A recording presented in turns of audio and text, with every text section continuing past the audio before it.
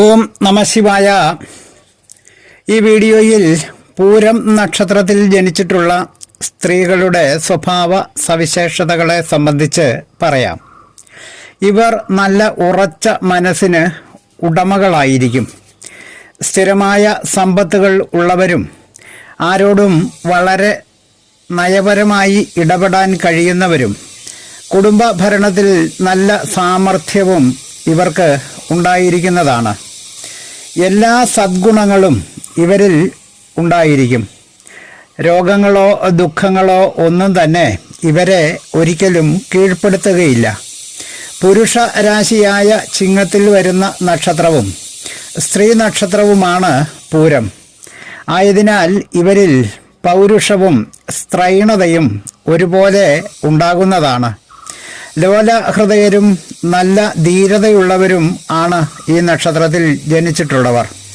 നല്ല സംഭാഷണ ചാതുര്യവും നേതൃത്വം വഹിക്കാൻ ഉള്ള കഴിവും നല്ല സഹൃദയത്വവും ഈ നാളുകാരിൽ അന്തർലീനമായിട്ടുണ്ട്. ഏതെങ്കിലും ഒരു ഉദ്യോഗത്തിൽ ഇരിക്കുന്നതിനേക്കാൾ ഇവർ ശോഭിക്കുന്നത് ബിസിനസ് രംഗങ്ങളിലും കാർഷിക മേഖലകളിലും ആയിരിക്കും. ശുക്രന്റെ നക്ഷത്രമാകയാൽ ആഡംബരപൂർവം നടക്കുന്നതിനും ശരീരസുഖത്തിനും ഇവർ വളരെയധികം പ്രാധാന്യം നൽകും. സംഭാഷണത്തിൽ നല്ല വിപ്ലവവും വീര്യവും ഒക്കെ കാണിക്കുമെങ്കിലും പ്രവൃത്തികളിൽ അത് ഉണ്ടാകുകയില്ല. ആരോടും ഒരു കലഹത്തിനും പോകാതെ വളരെ നയപരമായ സമീപനത്തിലൂടെ കാര്യങ്ങൾ നേടിയെടുക്കാൻ ഇവർക്ക് നല്ല സാമർഥ്യമുണ്ട്.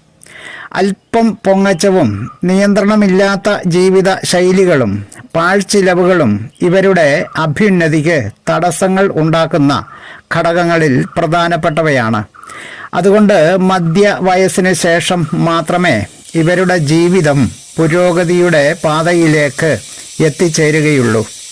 മിക്കപ്പോഴും ആത്മസംയമനം നഷ്ടമാകുകയും വാക്കും പ്രവൃത്തിയും വിചാരവും കൂട്ടി യോജിപ്പിച്ച് കൊണ്ടുപോകാനുള്ള പ്രാഗൽഭ്യം ഇല്ലായ്മയും ഇവരുടെ പ്രധാനപ്പെട്ട ദോഷവശങ്ങളാണ്. മധ്യമ രഞ്ജു നക്ഷത്രങ്ങളിൽപ്പെട്ട നക്ഷത്രമാകയാൽ വിവാഹ പൊരുത്തം ഒത്തുകിട്ടാൻ പ്രയാസപ്പെട്ടു എന്ന് വരും. എന്നാലും ഇവരിൽ ഭൂരിഭാഗം പേരും ജീവിതത്തിൽ വിജയിക്കുന്നവരും കുടുംബ ഭദ്രതയും സന്താന അഭിവൃദ്ധി ഉള്ളവരും ആയിരിക്കും. മോഹനൻ ജ്യോത്സ്യർ ജ്യോതിഷ ആചാര്യ. ഓം നമഃശിവായ.